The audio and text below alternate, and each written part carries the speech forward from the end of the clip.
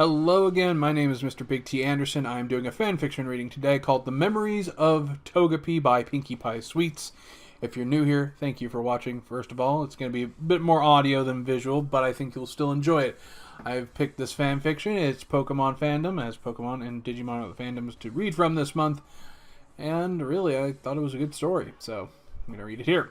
If you want to give love to Pinkiepiesweets, or just this story in particular, links will be down below. If you think that I did a good job telling the story, there will be, you can just leave me a comment. I love talking to people and how I can improve. So, yeah. Let's begin. This is The Memories of Togepi. It's been a month since Misty returned to the Cerulean Gym from her adventures in the Mirage Kingdom. She's glad that she's able to meet Ash again after she's taking over the gym as its leader. But she also had to let go of a Pokemon that's been very special and important to her. Her precious Togepi. While her Togepi evolved into Togetic and decided to stay with the other Togepi back at their paradise of the Mirage Kingdom, she's been missing it and wishes she will be able to see it again someday. On a sunny day, Misty is busy feeding all the water Pokemon from the gym with the food from Professor Oak's lab. Since she's taking over the gym now, she's been very, very busy. She climbs up the ladder with one of the jars of Pokemon food in her arm. When she reaches the top of the tank, it's time for the Pokemon to eat lunch. Misty calls out, "Time for lunch, everyone!" She starts to sprinkle the Pokemon food into the tank. Her Starmie, Staryu, Horsey, Corsola, Gyarados, and the two Luvdisc, all the Goldeen, Seeking, and the other water Pokemon gather around to get some lunch. Politoed and Psyduck are sitting on the floor outside of the tank and eating their lunch too.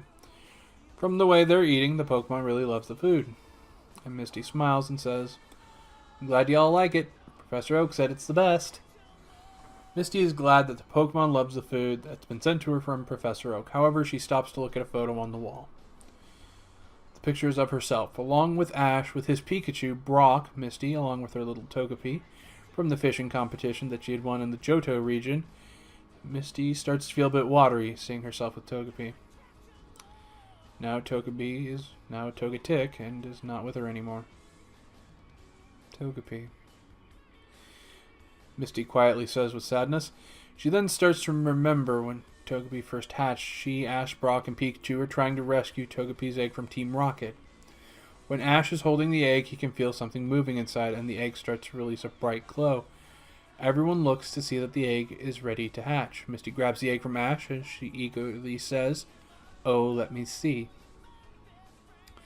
Just then the eggs crack from the top and the shells fall off. Just then the little Pokemon uncurls itself, letting its arms out from the egg. Then Togepi says while letting out a yawn, "Pretty."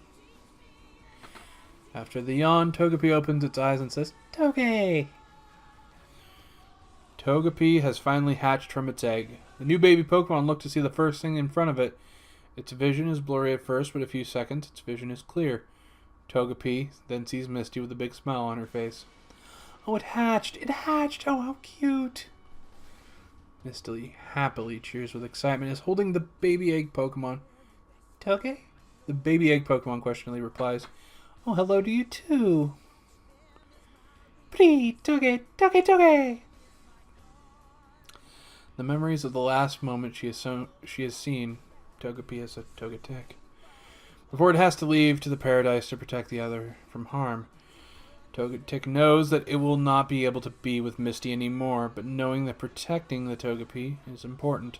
Misty knows that Togetic is doing this to protect them, even though she and Togetic won't be together and will be going their separate ways. I certainly don't want to see their paradise all gray and wilty again. You know there's another place that needs your protection too. Don't forget about Sarah, her family, and the kingdom. Misty says as she and Togetic hold each other's hands for the last times. Togetic replies, Toe. They look at each other knowing it'll be the last time they'll be seeing each other. They know they'll be missing each other very much, but their love and friendship towards each other will remain. Hugging Togetic with watery eyes, Misty says, "Togetic, I love you." During the sad moment, Ash and his friends, along with Princess Sarah, watch as the Pokemon and trainer are about ready to go their separate ways. After the hug, Togetic starts to fly off to where the Togepi paradise is and will do what it takes to protect them. Ash calls out, "Bye, Togetic! Take care!" Looking down at Misty and the others one last time as he helps escort the rest of the Togepi through the portal to their paradise. After waving goodbye, Togetic follows them through the portal. When he does, it closes right behind it, and the mirage over the kingdom disappears. Misty can see that Togetic is gone now and will not be able to see it again. She remembers her eyes getting watery and quietly says, "Well, that's that."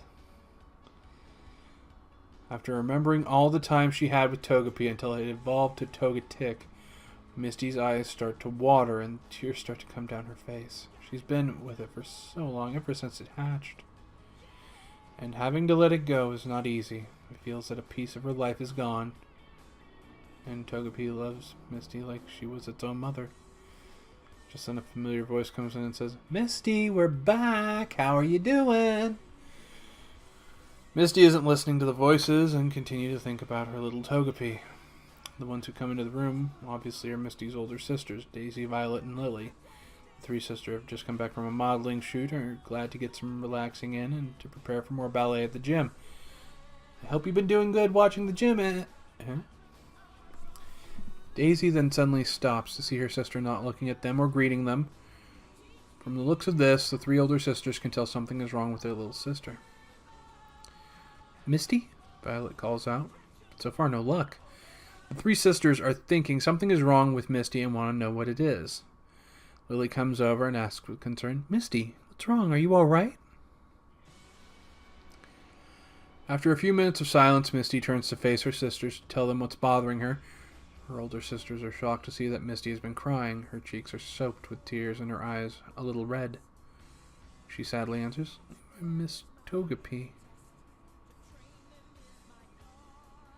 I miss Togetic." Misty sadly corrects herself. She starts to cry and simply run past them into her room, leaving her three sisters with sad expressions. Daisy and the two other sisters look at each other with worried faces and can understand why Misty is so upset. They remember Misty gushing about what really happened at the festival, and she has to give Togepi, who evolved into a Togetic, up so it can protect the others from danger. They know it will be a good idea to talk to Misty, so they decide to go to her room to see if she's alright.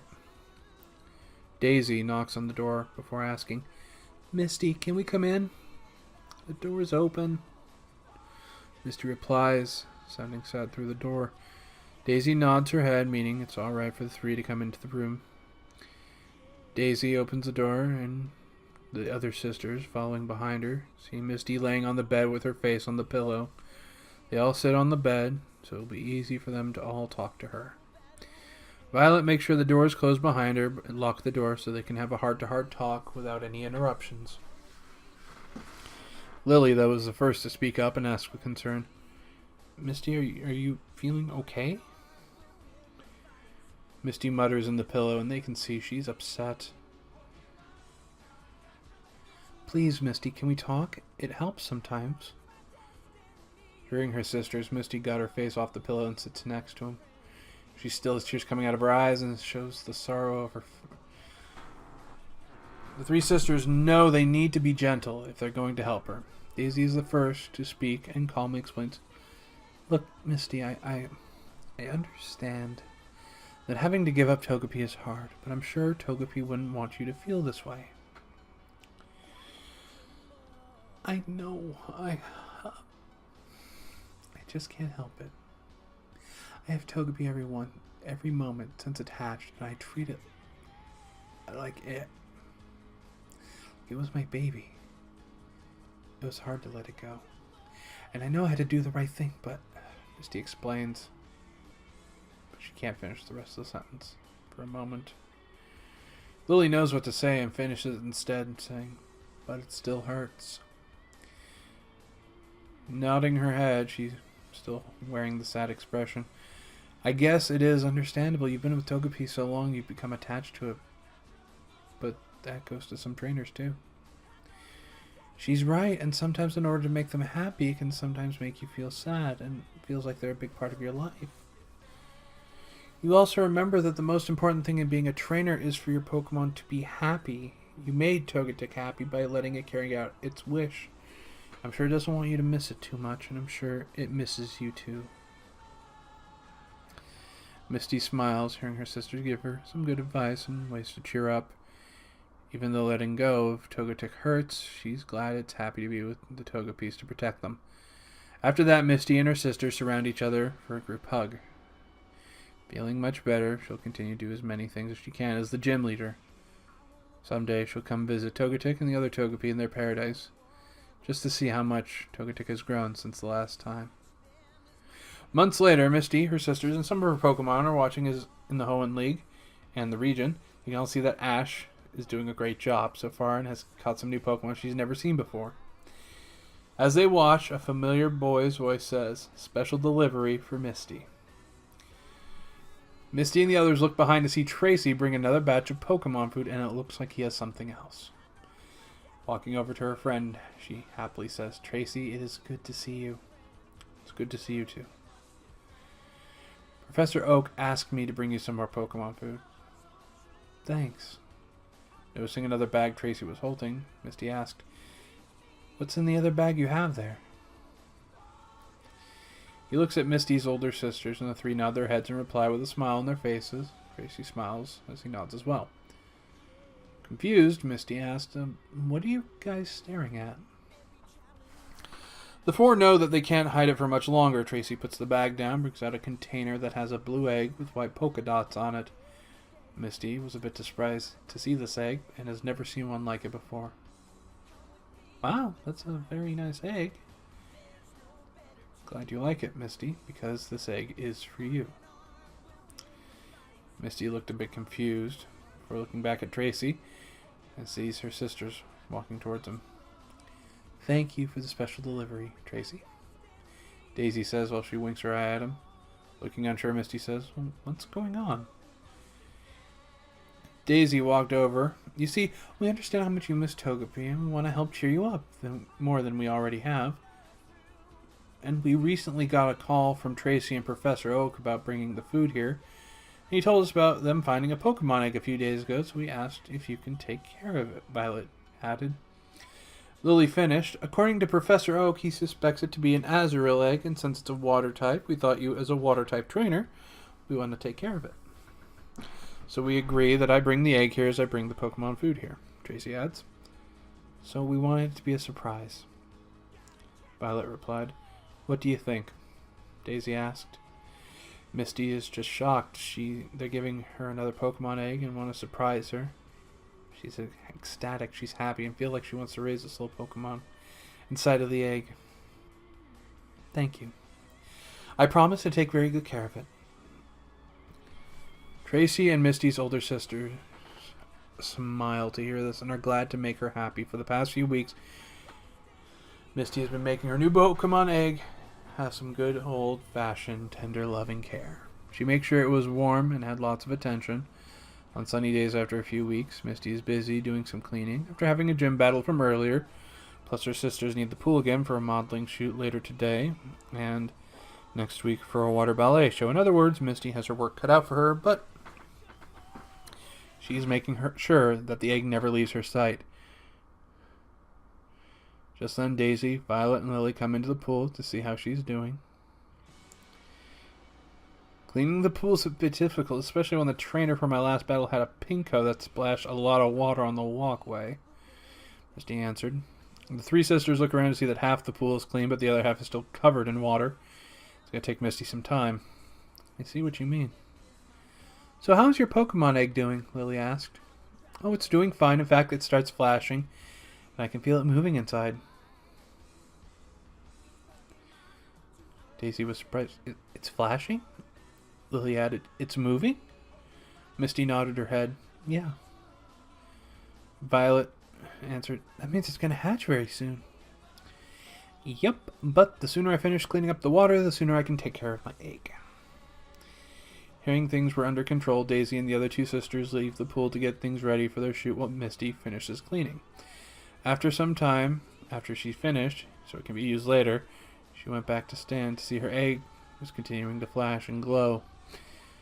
Her sisters, along with the photography crew, are coming inside just as the egg shines. "What is that bright glow?" The photographer surprisingly asked. "Missy, what's going on?" Daisy asked. Surprised, she answered, "My egg. It's hatching." Misty's older sister gasped in surprise to hear this. They rush over to see the egg. She removed the lid so the baby Pokemon will have room. When the glow continued, the egg hatches and takes the shape of the baby Pokemon. And when the glow is gone, the baby Pokemon hatches so everyone can see. It's small, light blue, and has white spots on its cheeks. It has a long tail with a blue round ball-like thing at the end of it. The baby Pokemon yawns and replies, "Azurill." It is an Azurill after all. "Oh, it's so cute, it's adorable, and it's so tiny," they added. Azurill looks up to see Misty. "Azurill! Azurill! Azurill!" Misty and her sisters laugh to hear the little Pokemon repeating its name while jumping on its tail. After some time, Misty takes her new baby Pokemon around the gym, while her sisters continue their shoot. After a long day of the tour, giving it food, water, and making sure it's moisturized, it's time for everyone to get some sleep. Misty is happy and asleep with the little Azurill in her arms, and the two are very happy to be together, beginning their new life together as partners. Back in the Togepi paradise, Togetic is looking after the young Togepi in their wonderful home, like how Misty feels and misses her from time to time. But knows that Misty wants it to be happy. It does wish that someday Misty will come back to the Mirage Kingdom to visit, and who knows? May think it's possible that Misty will end up with new Pokemon along the way. Just has to wait and see when their paths will be crossed and if they'll be able to see each other again. Okay, so that was The Memories of Togepi.